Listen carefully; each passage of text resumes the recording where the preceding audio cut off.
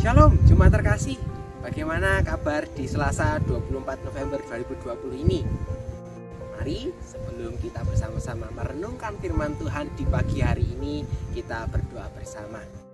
Kami bersyukur ya Tuhan bila di hari ini Engkau boleh mengizinkan kami untuk merasakan anugerah-Mu. Bila sebentar lagi kami akan merenungkan firman Tuhan, supaya hidup kami seturut dengan kehendak-Mu, kiranya Tuhanlah yang bersabda setiap kami. Terima kasih Tuhan, hanya di dalam nama-Mu kami berdoa. Amin. Ya, saudara sekalian, saat ini, bahkan di bulan November ini, kita masih di dalam pandemi COVID-19. Apa yang jemaat sekalian rasakan? Bagaimana kondisi saat ini yang kita rasakan? Beberapa orang bercerita kepada saya bahwa sudah tidak ada harapan lagi di tahun 2020 ini. Semua sudah hancur. Semua sudah tidak bisa lagi. Semua yang saya tata, semua yang saya planning tidak sesuai dengan ekspektasi saya. Pokoknya sudahlah. Yang penting 2020 sudah berjalan apa adanya. Kalau itu beberapa orang yang bercerita pada saya. Bagaimana dengan saudara sekalian? Apakah perasaan ini juga sama dirasakan oleh saudara sekalian saat ini? Nah, kita akan bersama-sama membaca Alkitab kita, diambil dari Yeremia pasal yang ke-30 ayat ke-18. Beginilah firman Tuhan. Sesungguhnya aku akan memulihkan keadaan kemah-kemah Yakub dan akan mengasihani tempat-tempat tinggalnya. Kota itu akan dibangun kembali di atas reruntuhannya, dan puri itu akan berdiri di tempat yang asri. Demikianlah firman Tuhan. Ya, bacaan kita di pagi hari ini ingin menggambarkan bagaimana suasana kala itu. Bagaimana kala itu adalah sebelum pembuangan. Dan ketika ayat ini dituliskan, ini menjadi sebuah kekuatan yang baru. Bahwa di tengah porak-poranda, di tengah segala hal yang harus dibangun ulang, ada kasih Tuhan. Ada kasih Tuhan yang memulihkan kita, dikatakan di sana. Sesungguhnya aku akan memulihkan keadaan kemah-kemah Yakub. Semua yang dihancurkan, semua yang runtuh, kemudian Tuhan pulihkan kembali.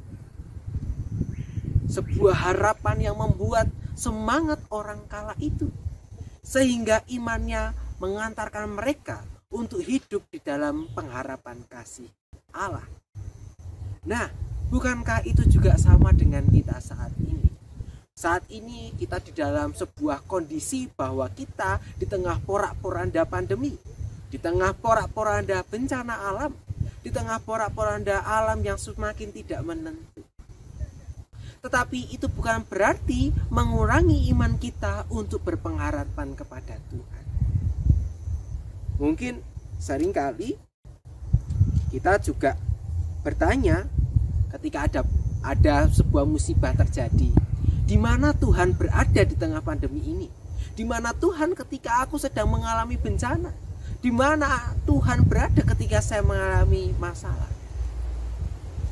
Mari, ketika muncul pertanyaan-pertanyaan itu dalam hati kita, kita harus percaya bahwa Tuhan juga berjuang bersama dengan kita. Bahkan di tengah pandemi ini, Tuhan juga berjuang bersama-sama dengan kita. Tuhan berjuang bersama dengan para tenaga medis, bersama dengan orang-orang yang ada di garda depan.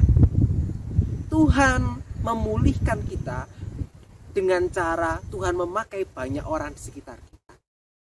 Bahkan Tuhan juga bisa memakai banyak orang untuk memulihkan kita di tengah pandemi ini. Lewat kejadian-kejadian, lewat perjumpaan kita dengan seseorang, bahkan lewat sesuatu hal yang membuat kita teringat akan kasih Allah. Jadi mari, di tengah suasana yang semakin tidak menentu, di tengah sesuatu hal yang di luar ekspektasi kita, mari kita percaya bahwa Tuhan akan memulihkan hidup kita. Untuk itu, mari kita hidup di dalam terang kasih Tuhan hidup di dalam kasih Tuhan yang selalu diperbaharui Tuhan di setiap hari. Jangan pernah putus berharap, karena Tuhanlah yang membuat kita kuat setiap hari. Berpengharapanlah hanya di dalam Tuhan, karena Tuhanlah yang juga bersama-sama berjuang dengan kita. Kita satu di dalam doa mengakhiri renungan ini. Kami bersyukur Tuhan, Tuhan tidak pernah meninggalkan kami. Tuhan berjuang bersama kami. Tuhan juga berkarya di tengah suasana yang tidak menentu ini.